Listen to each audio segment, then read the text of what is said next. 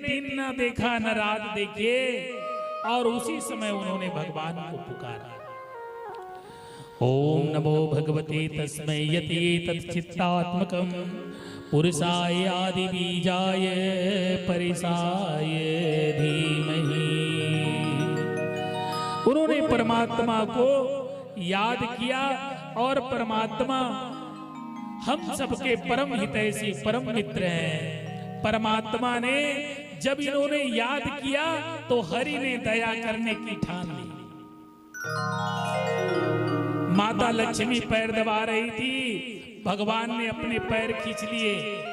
लक्ष्मी ने कहा कि स्वामी, क्या हमारे पैर दबाते समय हमारे हाथों में कहीं कोमलता कम पड़ गई क्या? बोले नहीं नहीं लक्ष्मी, ऐसी बात नहीं है, आपकी हाथ तो बहुत सुकोमल है, और जब आप चरण दबाती हो तो मुझे बड़ा सुख मिलता है। परंतु क्या करूं, कोई प्रेमी मेरा भक्त मुझे पुकार रहा है, वो मुझे याद कर रहे हैं। यदि उनके याद करना धर्म है तो मेरा धर्म है दया करना। भगवान एक ही धर्म का निभाते हैं, दया करना उनका धर्म है, और हमारा धर्म क्या है? याद करना। परंतु सच बात बताऊं, जब आप बीती है, आप बीती है, तब समझ में आता है। अभी मेरा जो बेटा है अपना पढ़ने के लिए काकेर मेडिकल कॉलेज में गए हुए है ना, तो वो डॉक्टर की पढ़ाई वहीं कर रहे हैं। तो उनकी मम्मी हमेशा शिकायत करती है कि ये इस लड़के को जब पैसा की जरूरत रहता है तभी ये फोन करते हैं, बाकी समय बिल्कुल याद नहीं करते, बिल्कुल याद नहीं करते। तो पहले वो 4,000-5,000 रुपए एक ही बार में ट्रांसफर कर देते, तो बोले अब तू याद नहीं करता इसलिए अब तुमको 500-500 रुपए ही भेजूंगी। अरे कम से कम इसी बहाने मुझे समझ में आता है कि जो माँ बाप होते हैं ना, वैसे ही परमात्मा है।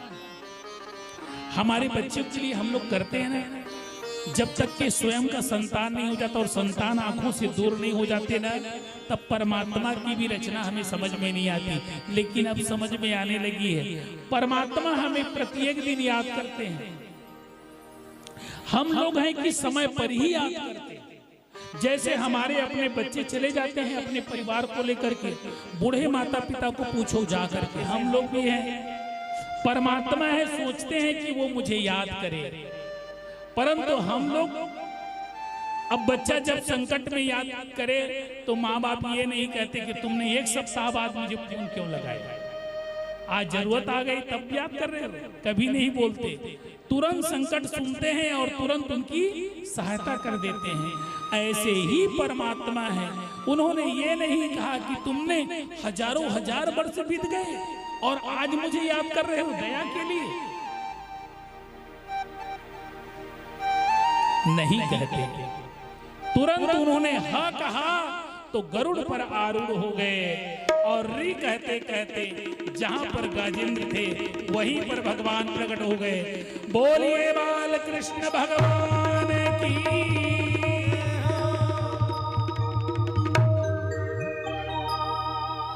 उन्होंने ग्राह को मुक्ति प्रदान पहले करी, पहले ग्राह को मुक्ति प्रदान कर दी और बाद में गजेंद्र की मुक्ति हुई। कई कई बार जाने अनजाने जिनको जो भगवान को पुकार रहे हैं उनका चरण कोई दूसरा पकड़ लेता है, तो चरण पकड़ने वाले का उद्धार पहले हो जाता है, याद करने वाले का उद्धार बाद में होता है। इसीलिए कहते हैं संतन के संग लागे रे तेरी अच्छी बने, संतन के संग लागे रे तेरी अच्छी बनेगी, संतन के संग लागे रे तेरी अच्छी बनेगी, संतन के संग लागे रे तेरी अच्छी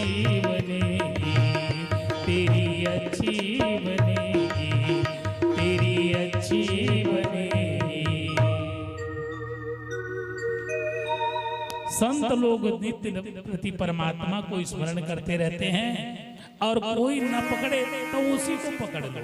भले इस तरह से परमात्मा ने अपने वचनों को निभाया। गैर मुमकिन है कि दुनिया अपनी मस्ती छोड़ दे। याद रखिए, गैर मुमकिन है कि दुनिया अपनी मस्ती छोड़ दे, इसलिए ये दिल तू ये बेकार बस्ती छोड़ दे। इसलिए ये दिल तू बेकार बस्ती छोड़ दे। खूब तरसाया है तेरे ख्वाहिशों ने तुझे, तू ही इन ख्वाहिशों को तरसती छोड़ दे। तू ही इन ख्वाहिशों को तरसती छोड़ दे, परमात्मा मिलेंगे। तो गजेंद्र मोक्ष की बहुत प्यारी कथा है। छठवा जो मनु हुआ वो है चक्षु, और इसी जो चक्षुष मनवंतर में बड़ा ही सुंदर कथा हुई। आप सब लोगों को पता है कि देवता और दानवों के दोनों के बीच में हमेशा युद्ध तो चलते ही रहता है, हमेशा ही युद्ध चलते रहता है। एक बार देवराज इंद्र नगर भ्रमण करने के लिए, अपने लोकांतर को भ्रमण करने के लिए ऐरावत नाम की हाथी पर आरूढ़ होकर के भ्रमण कर रहे थे। और संयोगवश उसी समय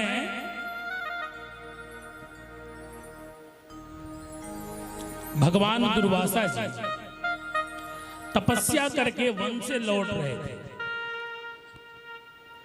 तपस्या से वन करते हुए जब लौटे तो उन्होंने ऐरावत हाथी में बैठे हुए इंद्र को देखा।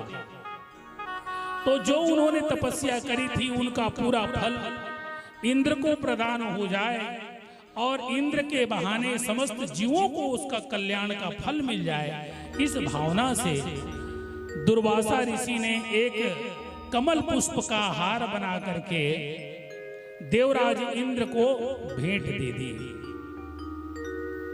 परंतु देवराज इंद्र, क्योंकि उस समय अनेकों अनेक प्रकार के महंगे हीरे जवाहरात मणि माणक्य की माला पहने हुई थी और ऐरावत नाम की हाथी में बैठा हुआ था, तो वह जो ऋषि का जो प्रसाद है उनको तुच्छ लगा। इन्होंने भी मुझे भेंट दिया तो ये कमल पुष्प की हार, और उन्होंने अपने कमल पुष्प के हार को निकाल करके गजेंद्र के गले पर डाला। गजेंद्र के गले पर डाल दिया। दुर्वासा ऋषि ये सब देख रहे थे, परंतु वह गजेंद्र है उस प्रसाद को अपने गले पर भी धारण नहीं किया। जब देवताओं का राजा होकर के इंद्र ने उस संत के दिए हुए प्रसाद का महत्व नहीं समझ पाया, तो है तो वो हाथी गजेंद्र, भला वो कहां समझता। उन्होंने उस माला को निकाल करके जमीन पर पटक दिया और जमीन पर पटक करके चलते हुए उनके पांव से रौंद डाला। उनको देख करके दुर्वासा ऋषि ने कहा कि तुमने मेरी जो सिद्धियां हैं उनको तुमने जिस प्रकार से रौंदा है, और यह जो कमल पुष्प है साक्षात लक्ष्मी का स्वरूप है, सिद्धि का जो स्वरूप है। कमल पुष्प इस जगत का कोई साधारण पुष्प नहीं है।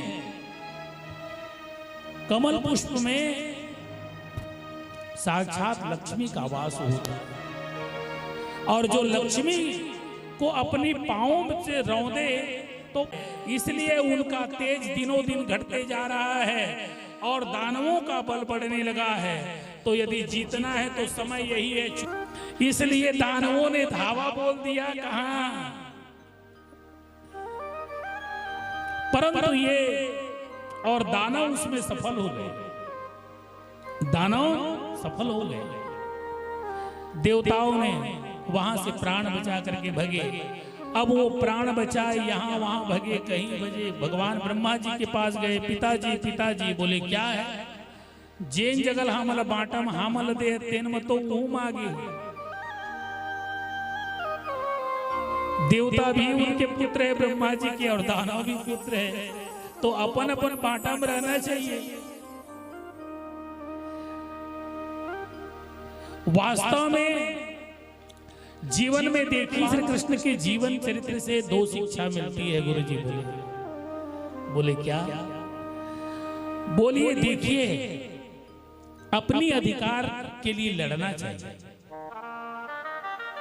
अपनी अधिकार को छोड़ना नहीं चाहिए, अपनी अधिकार के लिए लड़ना चाहिए।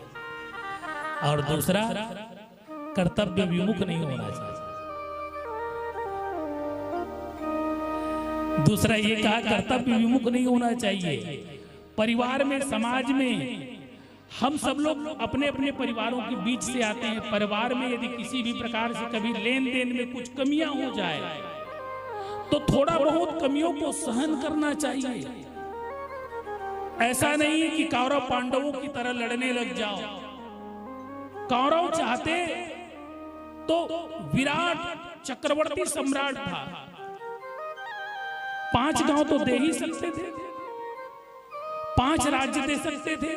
5 राज्य नहीं दिया तो 5 घर दिए होते, 5 स्थान दे दिए होते, परंतु कहां तक अड़ गए कि सुई की नोक के बराबर भी मैं हिस्सेदारी आपको नहीं दूंगा। परिणाम क्या हुआ? युद्ध। भाई भाई में प्रेम सौहार्द बनाइए, आपस में परिवार में बंद करके रहिए। परिवार हमारा बल है। धन बल से भी जन बल की आवश्यकता है, और जब ऐसे आयोजन होते हैं वहां धन बल से ज्यादा जन बल की आवश्यकता है। धन तो लगा सकते हैं इस काम को करने के लिए, आप पैसा है तो कहीं कोई का बात नहीं है, लेकिन सब चीज को पैसे से नहीं खरीदा जा सकता। परिवार वालों को पैसा दिखा करके नहीं बुला सकते। आपके पास ज्यादा पैसा देखेंगे तो वाह, वो मन तो सब दिन पैसा तुम्हारे एकदम घमंडी है, ओकर घर में का जब वो पहले ही बोल दी।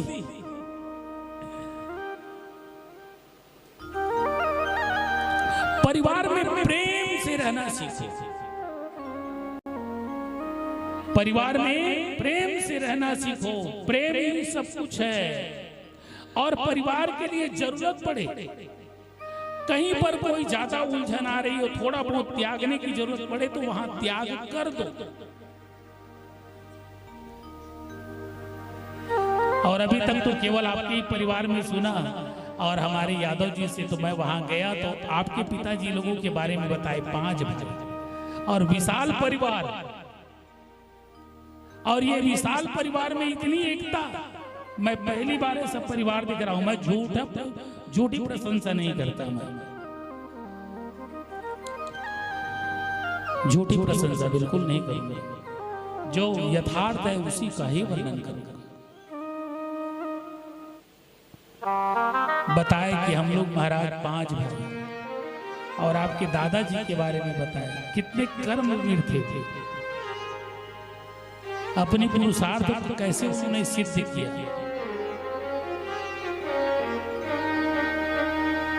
तो वास्तव में परिवार में जहां सुमति तहां संपत्ति नाना, और जहां कुमति तहां विपत्ति विधान।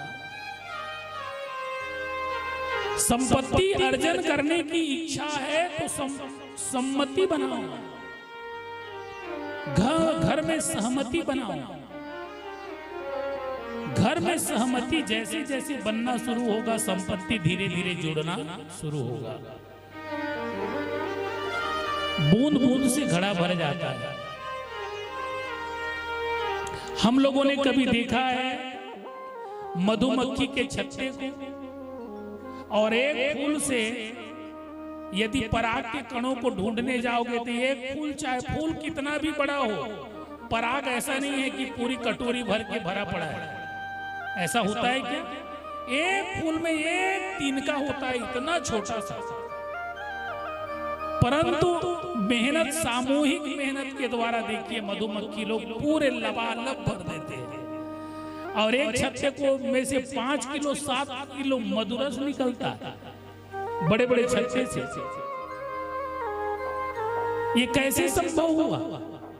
ये इसलिए संभव हुआ कि सब लोग सहमति बनाकर रह रहे हैं। इसी प्रकार से परिवार में सहमति हो।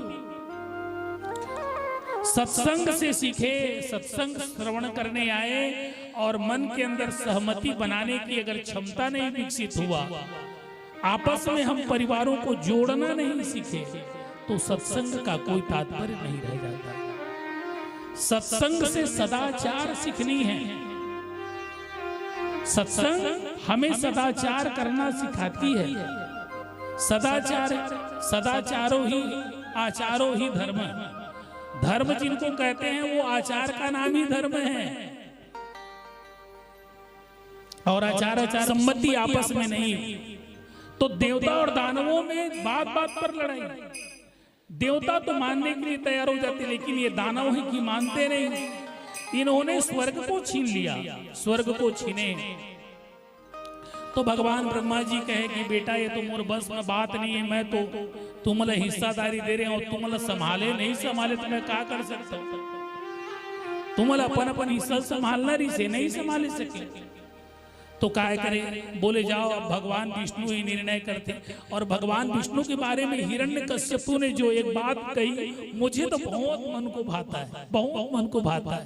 वो बात बोले, और ये बात शायद आप लोगों को भी अच्छा लगे।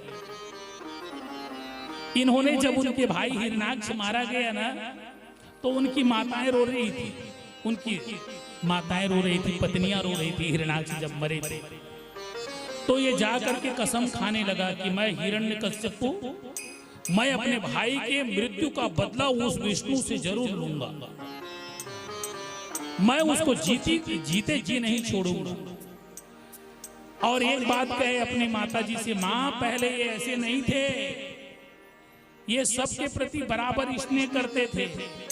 जैसे ये देवताओं को प्रेम करते थे ना, वैसे हम लोगों से भी प्रेम करते थे। लेकिन ना अब ये छल करना सीख गया है। बोले कैसे?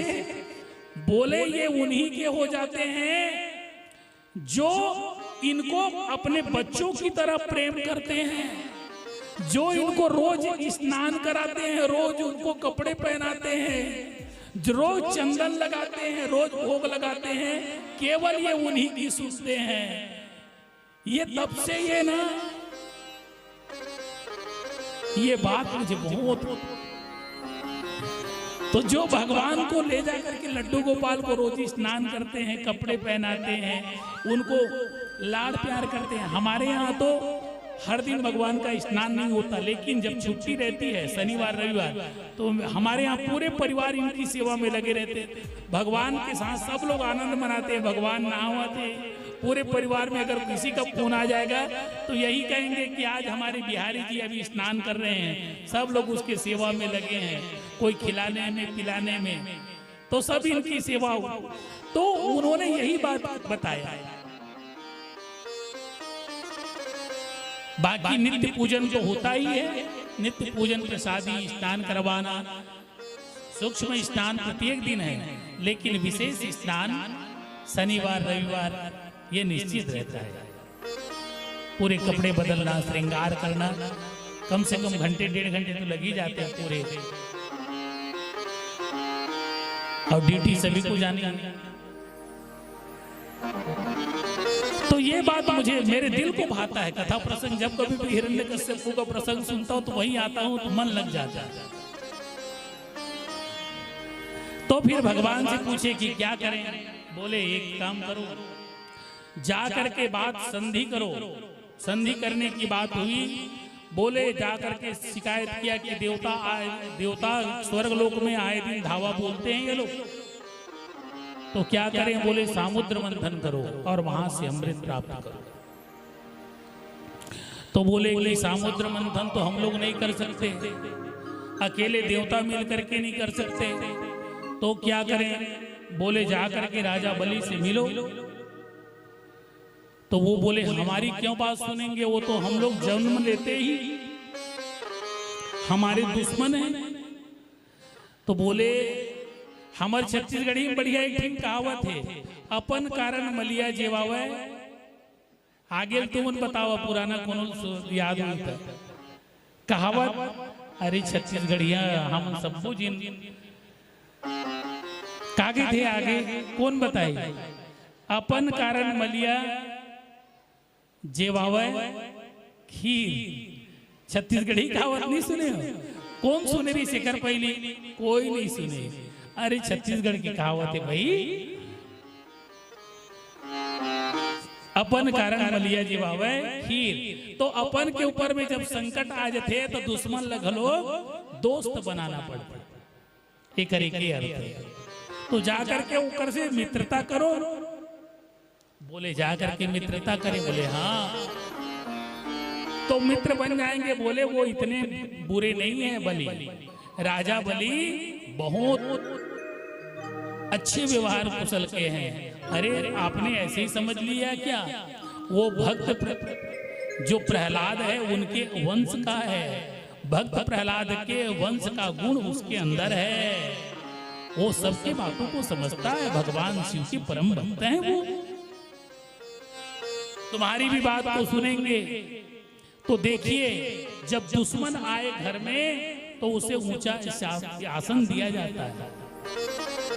देवराज इंद्र पहुंचे तो बहुतों ने मुंह तो मोड़ा, लेकिन राजा बलि ने उठ करके अभ्यागत उनका स्वागत किया। कहने लगे कि देवराज इंद्र बड़े दिनों बाद आए हो, कोई कारण है क्या? बोले आया हूं तो एक बात सोचता हूं। बोले क्या बात सोचते हो? देखो आपके और हमारे बीच में लड़ाई होती रहती है और समस्या तुम्हारे यहाँ भी है, समस्या हमारे यहाँ भी है। बोले क्या? अरे आए दिन ये मेडिकल खर्च बहुत बढ़ गया है। सबके घरों में पैसा खूब कमा रहे हैं और महंगाई डायन सही पैसा बहुत कमा रहे हैं, लेकिन महंगाई डायन खाए जा रहे हैं। बोले सबसे ज्यादा यदि खर्च हो रहा है राजा बलि, घर का बजट बिगड़ जा रहा है। किसमें? बीमारी में। बोले हाँ बात तो सही है, हमारे यहाँ का भी बजट बिगड़ रहा है, तुम्हारे यहाँ। अरे तो एक काम करो ना। बोले क्या करें? हमने सुना है कि एक ऐसी औषधि है, ऐसी रसायन है अमृत, तो अमृत बना ले। अमृत यदि मिल जाए तो बीमारी तुहरो यहाँ के समाप्त हो जाए, बीमारी हमरो यहाँ के समाप्त हो जाए। तो देवराज बलि दानवेंद्र बलि बोले कि देखो देवता लोग बोलते कुछ और करते कुछ और हो। बोले नहीं नहीं बात बिल्कुल बनेगी। तो बोले चलो ठीक है, बीमारी भगाना है तो बीमारी यहाँ का हो चाहे वहां का हो, तो बीमारी को मिटाने के लिए अमृत की खोज में सबके सब चले गए। और अमृत में जैसा भगवान ने कहा था कि समुद्र मंथन करना है, तो देखिए भगवान हरि ने ही उपाय बताई। बताना तो बहुत, देवता और दानव मिलकर के मंदराचल पर्वत को लाने गए। देखिए मंदराचल को देवताओं ने उठाया और उठाए तो क्या हुआ कि 4 कदम चले नहीं 40 लोग दब के मर गए। 4 कदम चले नहीं 40 लोग दब के मर गए। फिर उठाए मंदराचल पर्वत को, फिर 4 कदम चले नहीं 40 लोग दब के मर गए। फिर 4 कदम चले और फिर 4 कदम चले नहीं 40 दब के मर गए। दानवों ने कहा कि बंद कर, अमृत तो बाद में मिली, पहली मरत है पूरा दल। बोले ये काम नहीं हो सके, छोड़ के भागे दल में। बोले रुको रुको रुको। भगवान बोले कन्हैया ये हो क्या रहा है?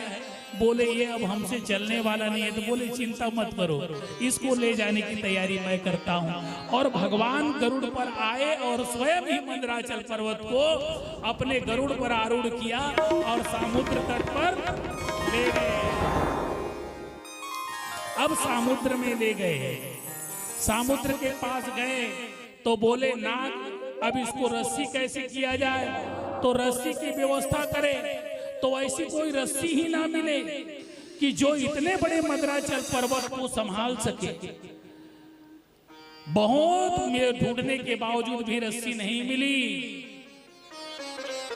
तो क्या कहा भगवान ने? कहा चिंता मत करो, भगवान स्वयं ही, भगवान शिव ने कहा ये वासुकी नाग ले जाओ, और वासुकी नाग को फिर भगवान शिव ने प्रदान कर दी।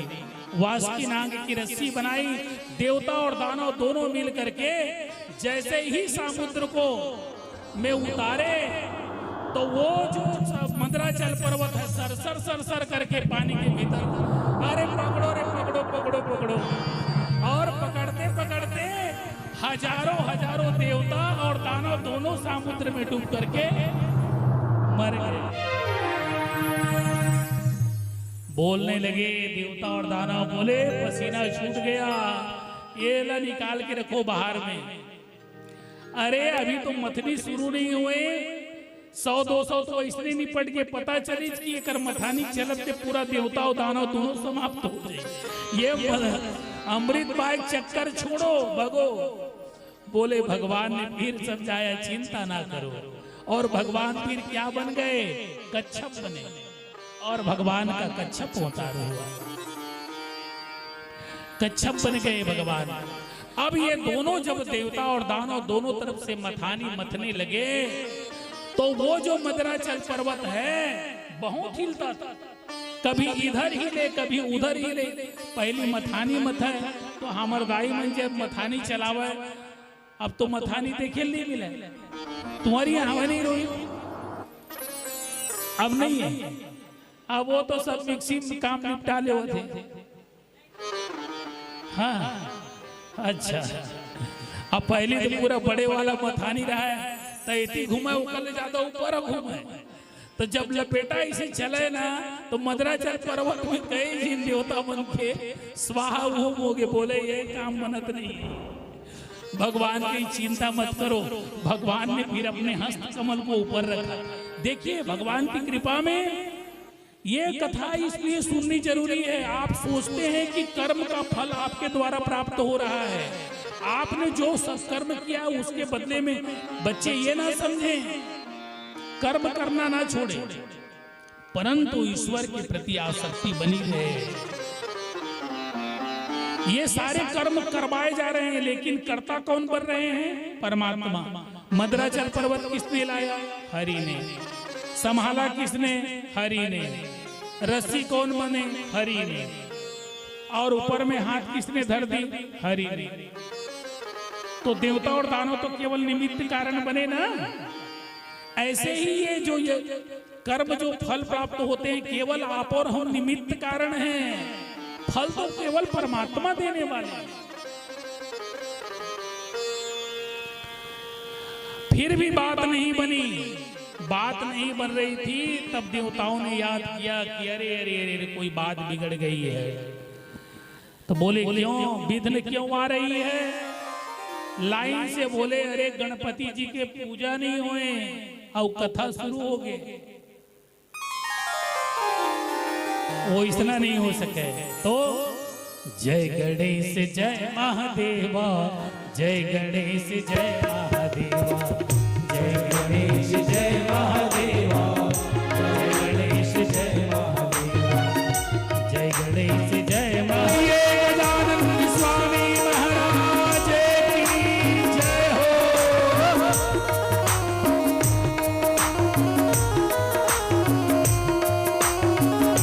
दोनों हाथ को उठा करके ताली बजाइए।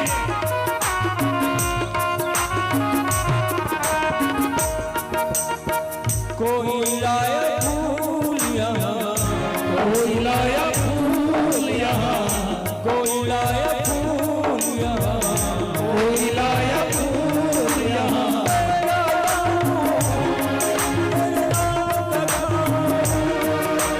मैं क्या लाऊं तेरे नाम कथाऊं। कोई लाया फूल यहाँ, कोई लाया फूल यहाँ, कोई लाया दीवा।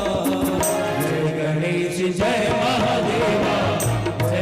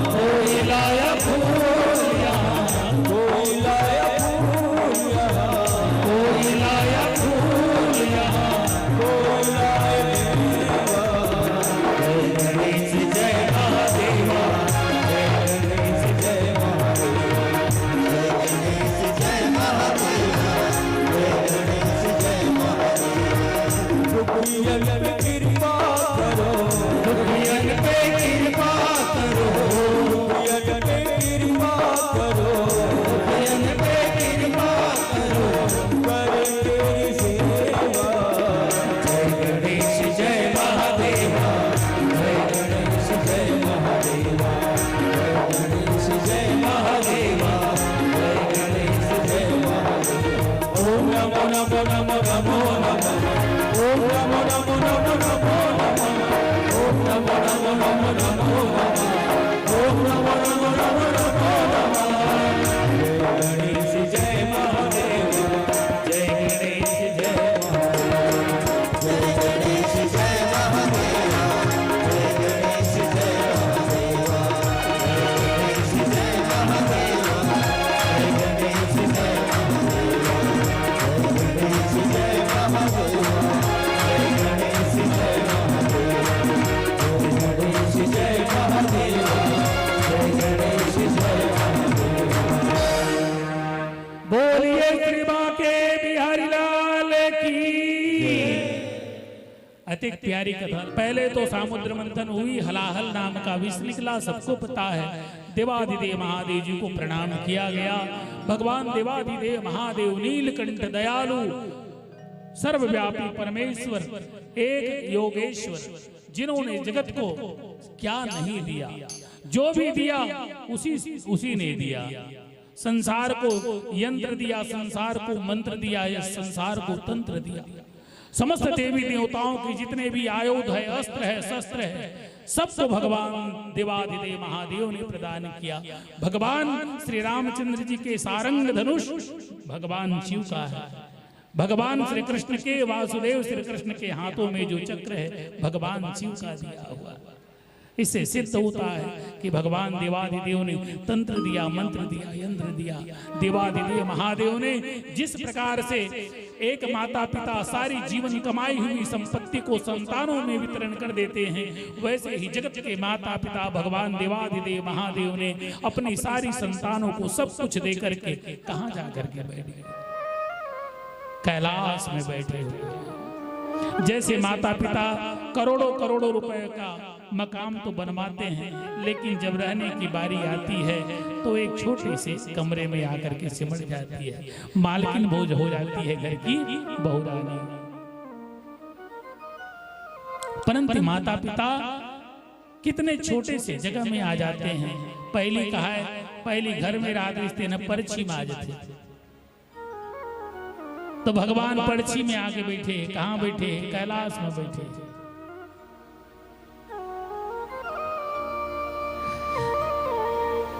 लेकिन पर्ची जिन बैठते थे कर बहुत महत्व है। जीवन में संकट आते ककरो काटे नहीं कटे, काटते हुई है। सबके ऊपर में संकट है। हलाहल नाम की विष निकली तो सबके प्राण कौन बचे? देवाधिदेव महादेव। पी लिया उन्होंने जहर को। संतान के लिए यदि विष पीते हैं तो माता पिता को ही पीना पड़ता है।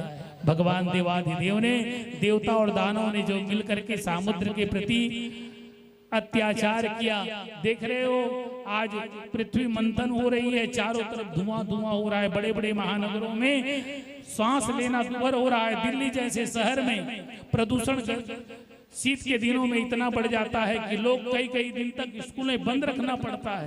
ये हालत हो गई है। रायपुर के उरला शहर में जाओ, शाम के समय जाओगे तो अंधेरा पड़ जाता है, इतने धुएं। वहां पर अनाज होना बंद हो गया है। ऐसी स्थितियां बढ़ रही है। ये क्या है? यही तो हलाहल नाम का विष है, सबको हिला रहा है, दमा खांसी बना रहा है। परंतु भगवान देवाधिदेव महादेव ने जब समुद्र मंथन हुआ तो विष निकली, हलाहल नाम का विष। चारों तरफ हलाहल मच गया। देवाधिदेव महादेव ने उनका पान किया और अपने कंठ में रोक करके जब कंठ को विष में धारण किया तो भगवान कर्पूर गौरव है, कर्पूर के समान। अरे भगवान शिव जगह जगह बनाते, चित्रकार बनाते, तो जब बनाते दिलवा बनाते, और जबकि सबले गोरिया भगवान शंकर है।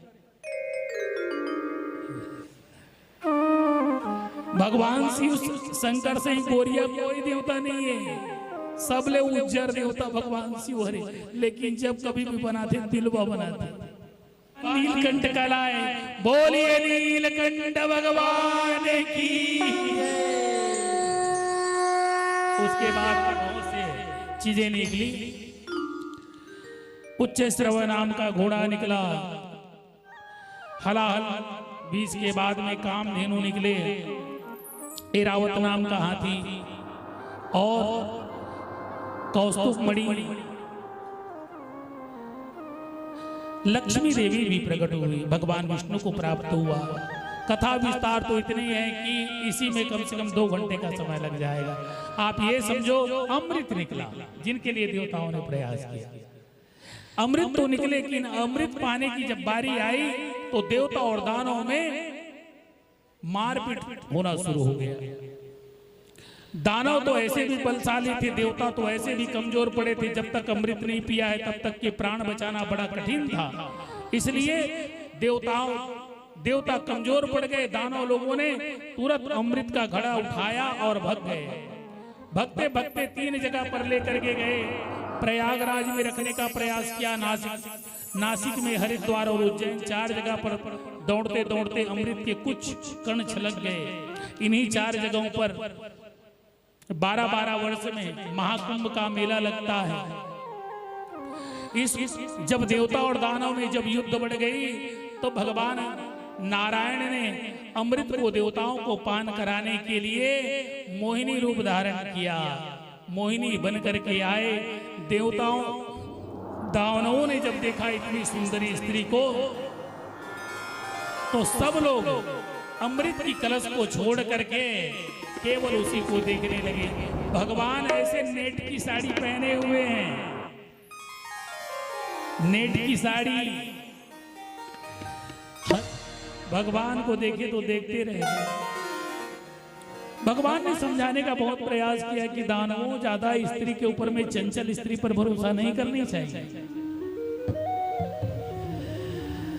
स्त्री स्वभाव से ही चंचल होती है, स्वभाव से ही चंचल। और चंचल स्त्री पर तो बिल्कुल पुरुष को, किसी भी पुरुष को भरोसा नहीं करना चाहिए। और जो पुरुष चंचल स्त्री पर भरोसा कर लेते हैं उनका जीवन नष्ट हो जाया करता है। बहुत समझ जाओ। भगवान ने अपनी बात पूरी बताई, अपनी बात को ईमानदारी से भगवान ने बताया। दानव है कि नशे में थे, माने नहीं, माने नहीं। अब जब नहीं माने तो फिर भगवान ने कहा कि हमारी तो बात बनी गई, जिसको हमें बनाना पड़ता वो अपने आप बन गया। बोले कोई दिक्कत नहीं है। बोले एक बात बताऊं? बोले क्या है? अरे देखो ये अमृत है, निकला तो है, लेकिन जैसे कबू कबू यहाँ कम से कम बरतोरी में दार पकाए नहीं, बरतोरी में दार बने पकाए नहीं। ओला पकाए कोशिश करबे तो दार पकाए नहीं तो उठे का पानी ऊपर हो जाते और गाढ़ा सब नीचे। जाके बताते, जाके बता।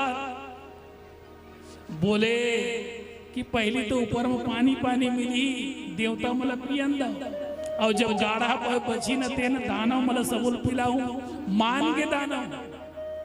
सब देवताओं को फटाफट भगवान ने पिलाना शुरू किया। लेकिन राहु समझ गए देवताओं की मोहिनी की बात को। राहु बड़े, वो चंद्रमा और सूर्य के बीच में जाकर के बैठ गए। और जैसे ही भगवान ने झट से अमृत उसको दिया, फट से पी गया। अब उतने समय तक नहीं बोले थे सूर्य और चंद्रमा, अब पी गए तब नहीं बोलना रही से बोल दी कि भगवान ने पिया होता। कह रहे ये हमारी जाति की नो है, ये तो दानव समाज की। भगवान तुरंत सुदर्शन चक्र निकाले, चक्र से उसको 2 भाग में काट दिए। धड़ हो गया राहु और केतु, सिर हो गया राहु और धड़ हो गया केतु। राहु सत्य है लेकिन केतु छाया ग्रह है, वो दिखाई नहीं पड़ता, छाया ग्रह है। उसी दिन से सूर्य और चंद्रमा को दोष लग गया। चिल्लाने लगा कि अरे दुष्टों, मैंने तो अब अमृत पी लिया है, मैं अमर हो गया हूँ, तुम्हें छोड़ूंगा नहीं। और समय पाने पर ये निगलता तो है लेकिन धड़ रहे तो पेट में जाए पचे। अब जिसके पास पेट ही नहीं है तो पचेगा कहाँ? पेट नहीं है तो पचेगा कहाँ? निगल तो जाता है लेकिन निकल जाता है। और इस तरह से समुद्र मंथन की कथा हुई। और जैसे ही देवताओं ने अमृत पिया, मारना पीटना शुरू हो गया। धनाधन मारो, अब मरने का तो डर ही नहीं है, बीमारी उमारी वाली बातें नहीं है। जिन जगह कटी तीन जगह अपने आप जुड़ा जाइए। अमृत पिए तो कटे फटे डर नहीं है। अब जेल मरे डर नहीं है, तीन आदमी जीत जाते। जिन नहीं डरा हुआ ना, पतला दुबला रही है, 10 झील पाल वाला मार दी। केवल ओला शर्त ये है कि मरे के डर भर मत हो। और जो जिए बर लड़ते ना, 3 आदमी हार थे।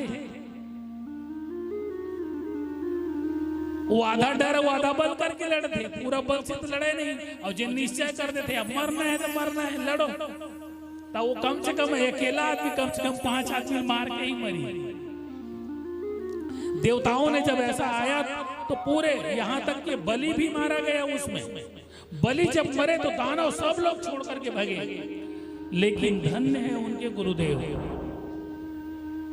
शुक्राचार्य, धन्य है जिन्होंने राजा बलि को संजीवनी मंत्र के द्वारा पुनर्जीवित कर दिया।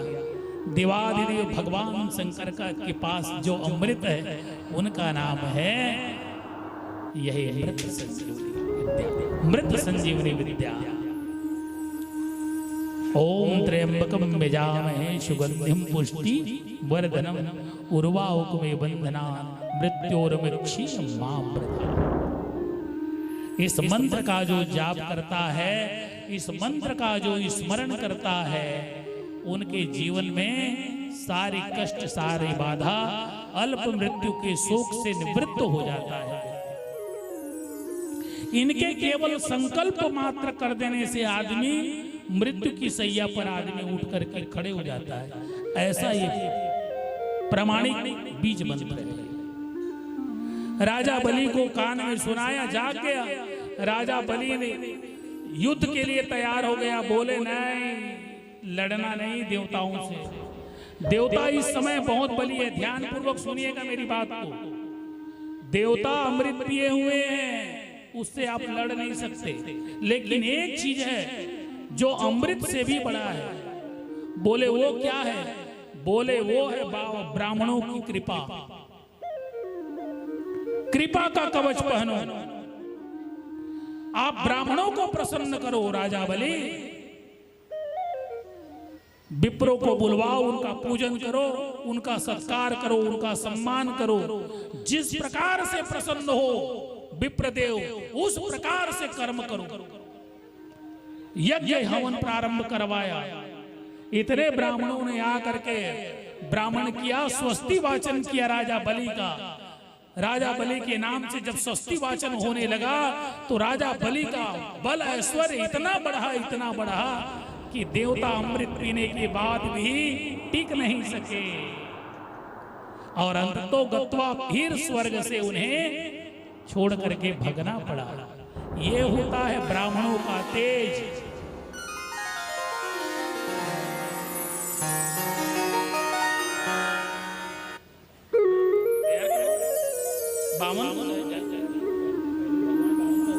तुरंत करवाओ, अभी तक हो जाना चाहिए बेटा। जाओ जाओ जाओ। तो फिर क्या किया जाए? टीका बस करवा के ले आओ, है ना। और देखिए आज भगवान वामन जी आएंगे भी। वामन जी आएंगे जिससे जो भी बन पड़ेगा। भगवान वामन जो है उनका एक बड़ी लीला चरित्र है, इसलिए उनका अभ्यागत स्वागत जरूर कीजिए। अब देवता फिर से हार गए, फिर भगे। तो जाते जाते अब की बार वो माता जी के पास रोए। देवताओं की माता का नाम क्या है? अदिति। अब ये जा करके रोए तो माता तो बड़ी करुणालय होती है। बेटा चाहे कितने गलती करे, बाप थोड़ा सा कड़ा होता है। कश्यप जी के पास नहीं गए देवता। कश्यप जी के पास जाते तो डांट देते, डांट पड़ती। बच्चों को जब पिताजी का डर सताने लगता है तो माता जी के पास आते, अपन मम्मी के ही पापल बोलना। तो सभी लोग माता अदिति गई कश्यप जी से, कहने लगी कि मेरे पुत्र लोग बड़े दुखी हैं। इतने बड़े स्वर्ग के राजा होकर के भी आज जंगलों में कंदमूल फल खा रहे हैं। स्वर्ग में सोमरस पीने वाले आज कंदमूल फल खा रहे हैं। मेरे बच्चे लोग संकट में हैं तो क्या करूं? बोले कि आप तो सामर्थ्य मेरे पति देव हो, कुछ ऐसे उपाय करो कि मेरी बच्चों की बन जाए। उन्होंने कहा कि देवी ऐसे उपाय तो एक ही उपाय है, पयोव्रत रखना पड़ेगा। अच्छे पुत्र की कामना करते हो तो अच्छे कर्म करने पड़ेंगे।